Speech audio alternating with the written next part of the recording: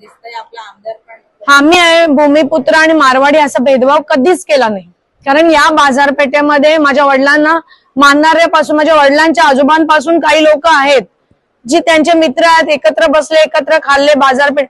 परंतु हा जो मुद्दा हा आत्ताच आलाय. का आलाय?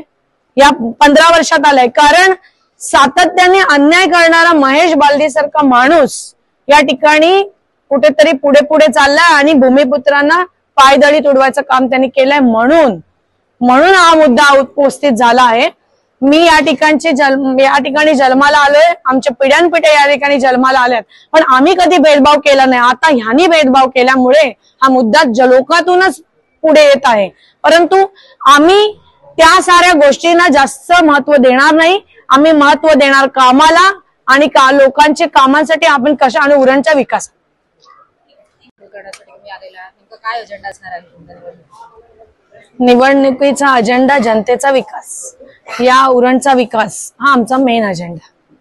या ठिकाणी बघाल आपण उरणमध्ये आल्याच्या नंतर उरणचा आजूबाजूचा परिसर म्हणजे एअरपोर्ट असेल, अटल सेतू ज्या पद्धतीने डेव्हलप होतंय आपण बघाल. उरणमध्ये आल्यानंतर आपल्याला किती ट्रॅफिक लागली की नाही. कचऱ्याचं साम्राज्य आहे या ठिकाणी, रस्ते नाही, पाण्याचं कोट्यावधीचं बिल थकलेलं आहे. मग आपण बघाल टाउन हॉलचं 11 वर्ष काम चालू आहे.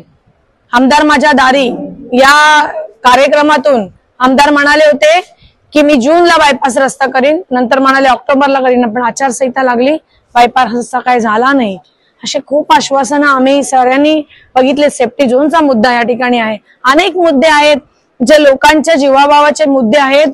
लोकांना त्यातून रोज त्रास होतो, परंतु छोटे छोटे काम आहेत. पण यांना इतकं आहे की या ठिकाणी आमचा अतुल ठाकूर नावाचा एक नगरसेवक शिवसेनेचा होता, पण त्याच्या वार्डात एकही छटांबर सुद्धा त्या ठिकाणी निधी दिला नाही. का? तो विरोधात आहे. अशी भूमिका या ठिकाणी आहे. आणि ही मुजोरशाही आता आम्ही चालू देणार नाही, कारण या ठिकाणी लोकांना विकास हवा आहे. कोण मोठा, कोण छोटा, कोण कुठला, कोण काय, काम करणारा माणूस आम्हाला द्या, जो आमचं काम करेल. अर्ध्या रात्री सुद्धा आम्हाला फोन आला तर आम्ही पोलीस स्टेशनला हजर असतो.